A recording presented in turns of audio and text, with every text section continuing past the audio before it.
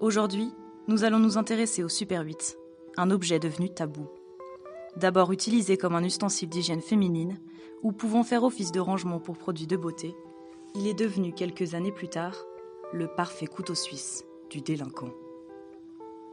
Nous avons réussi à trouver et à interviewer un jeune homme qui en possède encore un. Pour sa sécurité, il a décidé de conserver son anonymat.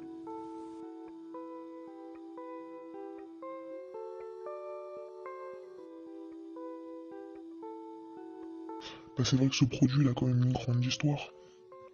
Il est sorti dans les années 70, c'était le produit destiné à la femme.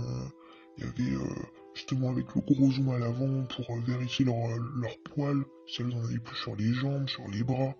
Et puis dans le manche et à l'arrière, c'était des petites cages où ils pouvaient ranger leur maquillage, les pinces à épiler, les rouges à lèvres et je ne sais quoi.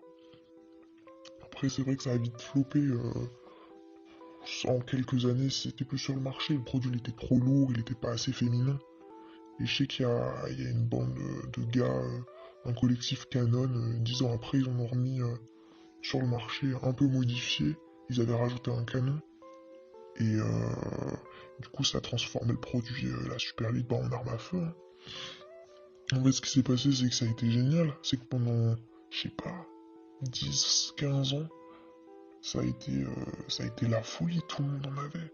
Personne comprenait trop ce que c'était une forme un peu trop énigmatique, les gens se rendaient pas compte. Nous on faisait nos trafics, il n'y avait pas de soucis, personne se doutait vraiment.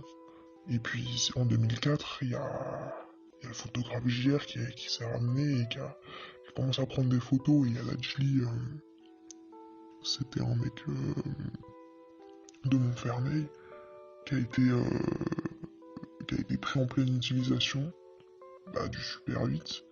Et cette photo, elle a fait la une. Et c'est à partir de là où c'est vraiment devenu compliqué d'en posséder une. Là, c'était fini. Là, c'est devenu illégal.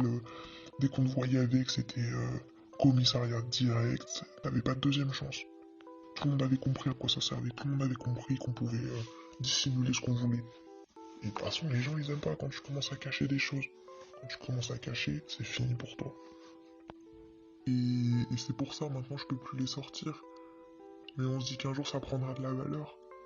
Et ça a été tellement, je sais pas, caractérisé comme un objet un peu infâme. Ou en fait, c'est ça, c'est que ça a tellement pris une ampleur, on en a tellement parlé que maintenant tu peux plus la sortir, tu peux plus la montrer. Mais moi j'en suis fier, je suis quand même content, ça reste un bel objet, je sais pas. Ça a quand même une autre gueule qu'un flingue. C'est autre chose, c'est autre chose. Moi j'aime bien. Une petite antiquité comme ça à garder et puis, je sais pas, j'en serais fier de le montrer à mes petits enfants, qui sait.